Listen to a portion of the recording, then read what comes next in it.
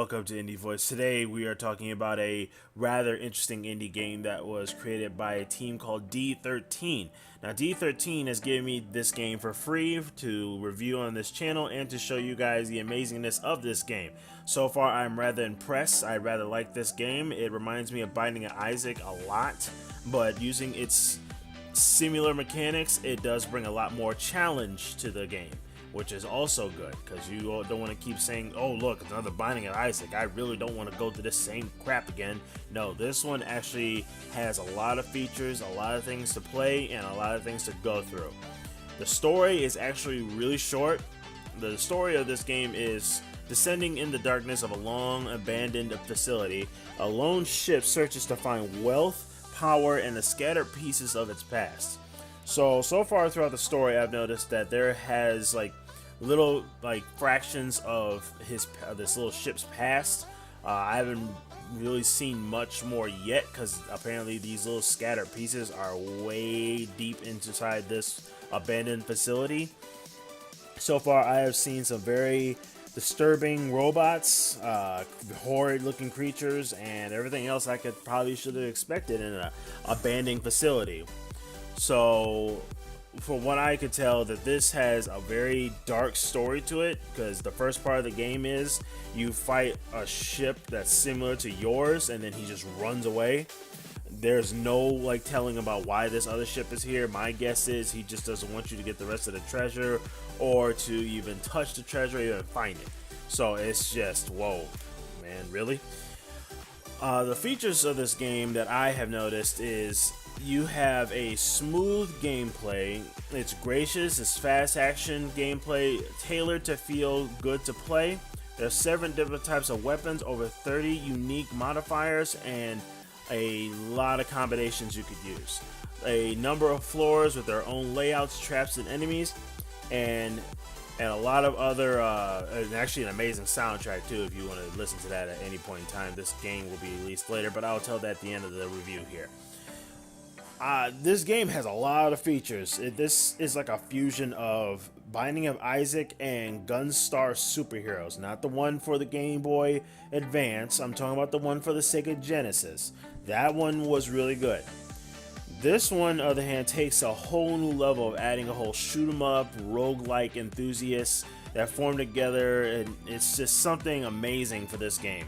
Now, like I told you before, this game definitely reminds me, we're actually moving on to the next subject of this conversation, which is the gameplay subject. Now, the gameplay of this game, it is pretty challenging. There is not much things to say oh god, this is the same level over and over and over again. No, this is actually somewhat procedurally generated. Now, there are the procedurally generated elements along here. This is a top-down shooter. Explore progression of floors as you make your way through the depths of this facility, encountering increasing deadly enemies, fantastic weapons, upgrades, choices, and revelations as you venture deeper towards the great and calamitous power. Now, the calamitous power has not been described on what it actually does or what it will do to help the ship out or anything else like that, but all we know is it's something really dangerous. Now, the gameplay, like I was saying about in the first part of this area here, is it tends to, you have to shoot around enemies. It has the Binding of Isaac layout, where there's something in the middle, there's something on the 4 corners of the area, and you have to go around a certain way, or how to attack enemies from different perspectives. There are many ways to go about in each level, so I'm glad this game is another procedurally generated type of game, because that's a good thing.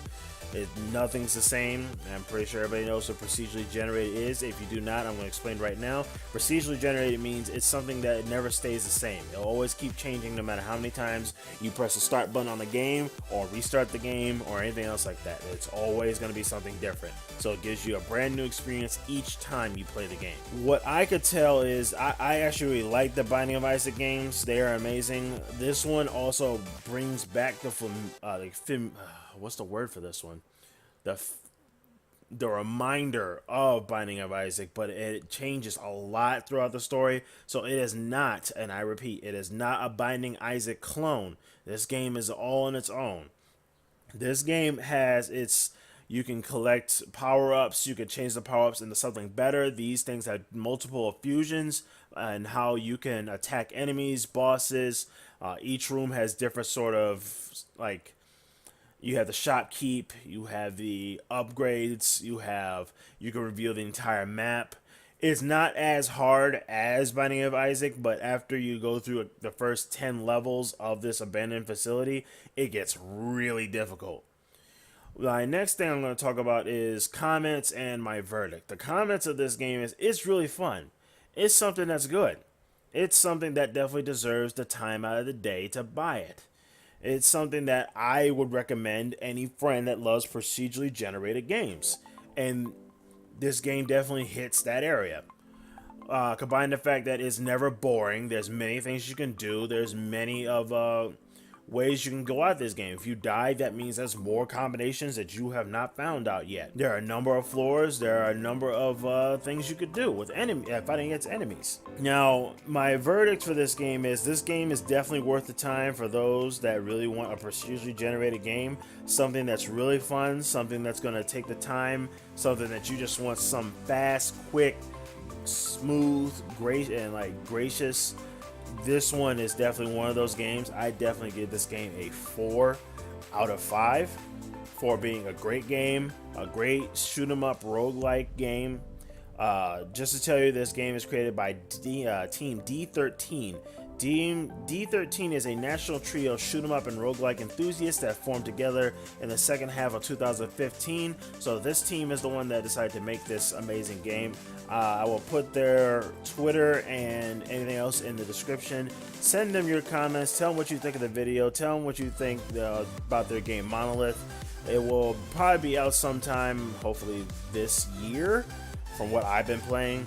Thank you for liking, commenting, and subscribing. Keep being awesome. Keep playing awesome video games, and I will see you tomorrow.